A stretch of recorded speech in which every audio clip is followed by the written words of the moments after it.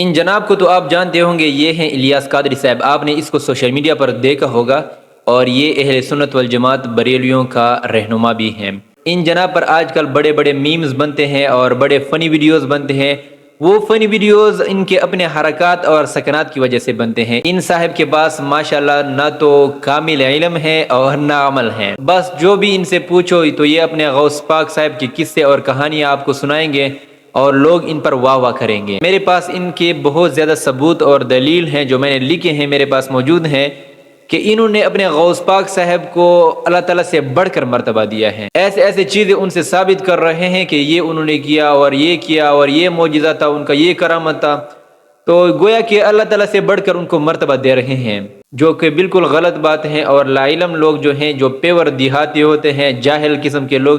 وہ ان پر اندھا اعتماد کرتے ہیں اور بس وہ واہ واہ کرتے ہیں، یہ کہتے ہیں غوث پاک صاحب، وہ کہتے ہیں واہ واہ، بس یہ کہانیاں چل رہی ہوتی ہیں۔ اب اس کی ایک بات میں آپ کے ساتھ شیئر کر رہا ہوں کہ ان صاحب نے ایک نیا بنگلہ لیا ہے، پرانے گھر سے شفٹ ہو گئے ہیں نئے بنگلے میں۔ اب ظاہر بات ہے بنگلہ ہے، اب وہاں پر جو کھانا کھاتے ہیں تو کرسیوں میں بیٹھ کر کھانا کھاتے ہیں۔ تو پھر ایک بچے نے ان سے پوچھا کہ بابا جانی، آپ پہلے کھانا کھاتے تھے زمین پر بیٹھ کر کھانا کھاتے تھے، جبکہ ابھی کھانا کھاتے ہو کرسیوں میں بیٹھ کر، یہ وجہ کیا ہے؟ تو بابا جانی نے کہا کہ میرے گھٹنوں میں کافی تکلیف ہے اور ڈاکٹروں نے مجھے منع کیا ہے کہ آپ نے کرسی پر بیٹھ کر کھانا کھانا ہے، یعنی زمین پر کھانا نہیں کھانا ہے۔ تو اب یہاں سے یہ بات ثابت ہو گئی ہے کہ بابا جانی کو گھٹنے میں تکلیف تھی اور یہ فوراً ڈاکٹر کے پاس چلے گئے،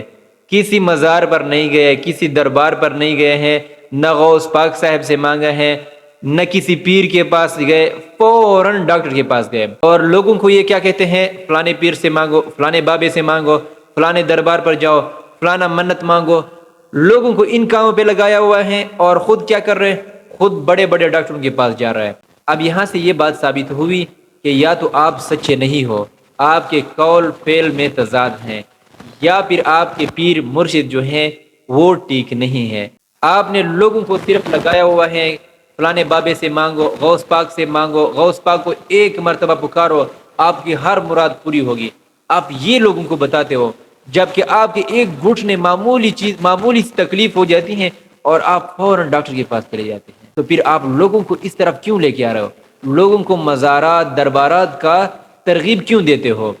تو خدا کے لیے میری لوگوں سے بھی ریکویسٹ ہے، میرے پاس ان کے اتنے زیادہ ثبوت موجود ہیں، اگر کسی کو ضرورت ہو تو میں بتا دوں گا کہ یہ یہاں پر غلط ہیں، یہاں پر غلط ہیں، یہاں پر غلط ہیں۔ آپ لوگوں کو لگایا ہے درباروں پر، مزاروں پر، ایک کاروبار چل رہا ہے، جبکہ خود بس مالک بنے ہوئے ہیں اور کاروبار کا نفع اور فائدہ اٹھا رہے ہیں۔ خدا کے لیے اللہ سے مانگو، اللہ کے غیر سے مت مانگو۔ یہ بابے، یہ پیر، یہ مزارات، ان سے آپ کو کچھ بھی نہیں ملے گا، البتہ یہ ہے کہ آپ ایک شرک نما کر رہے ہو۔ یہ بھی شرک کے زمرے میں آتے ہیں، جو مزارات پر آج کل طرح طرح کی بے حیائی ہو رہی ہیں۔ تو میری سب لوگوں سے ریکویسٹ ہے کہ خدا کے لیے قرآن کو پڑھ لو، نبی علیہ السلام کی زندگی کو پڑھ لو، پھر آپ کو ان مولیوں کے، ان پیروں کے چہرے آپ کو سامنے نظر آ جائیں گے کہ جیسے جیسے آپ کو یہ پنسا رہے ہیں اور جیسے جیسے من گڑت کہانیاں آپ کو سناتے ہیں۔ اور آخر میں آپ سے ایک ریکویسٹ کرتا ہوں کہ اگر کسی کو یہ بری لگی میری باتیں، وہ دلیل چاہیں تو میرے پاس سارے دلیلیں موجود ہیں، وہ کمنٹس کریں، میں اس کو ساری دلیلیں دوں گا، لیکن بلا وجہ کسی پر تنقید نہ کریں۔